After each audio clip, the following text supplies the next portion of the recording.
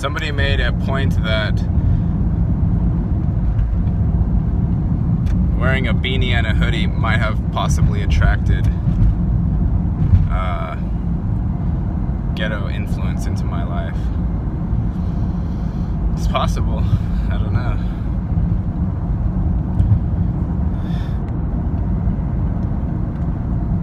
The realm is trying to get me mad today, sending me road rage opportunities. I was thinking a little bit about this idea of offsetting balance, and also somebody had said the Earth's tilt, which I think is the axial tilt in relation to the sun. If you're not a flat earther, it's 23.4 degrees, which makes the what's that word?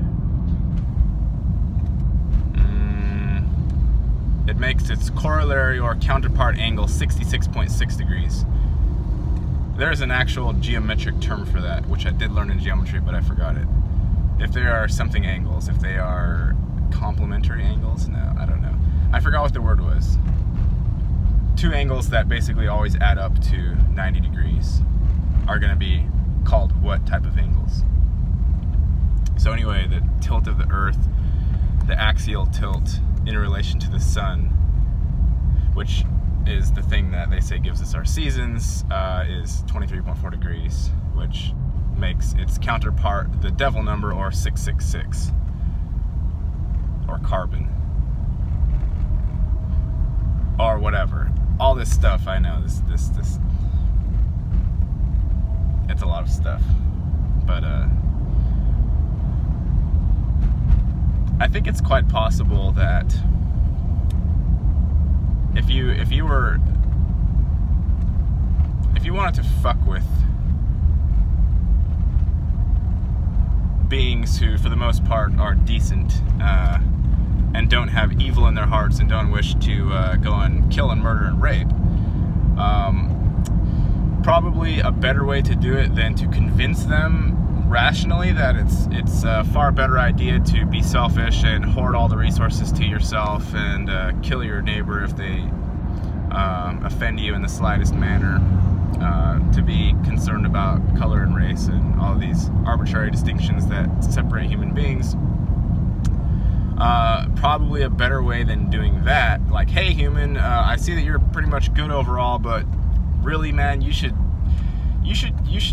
hate your neighbor and you should want to kill him. I'm not going to tell you exactly why, but I'm pretty sure that that's a better way of going about things than sharing when you have extra and giving a hug here and there to boost morale. It's a better way than that. So if you wanted that to happen as a, say, a malevolent AI system or a malevolent extra-dimensional species, you wouldn't do that, because the human would be like, nah man, you're retarded. Like, why do I want to hate people?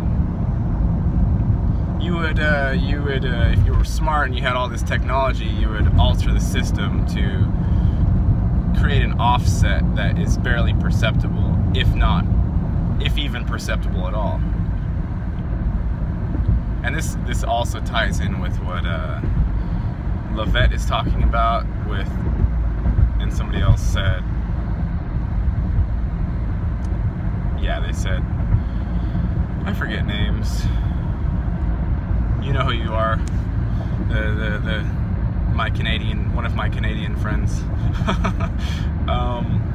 Anyway, they were saying that Lavette says we're carrying the wrong crosses, which is, of course, astrological terms, not necessarily traditional Christian terms, but she's saying that we've been given the wrong astrological charts, and basically it's like putting on the template for a slightly different type of human that isn't your correct one. It seems like it might fit, it seems like it's decent, but it's the wrong one, and in the long run it fucks everything up. Or another way to see this in more easy to understand terms would be simple,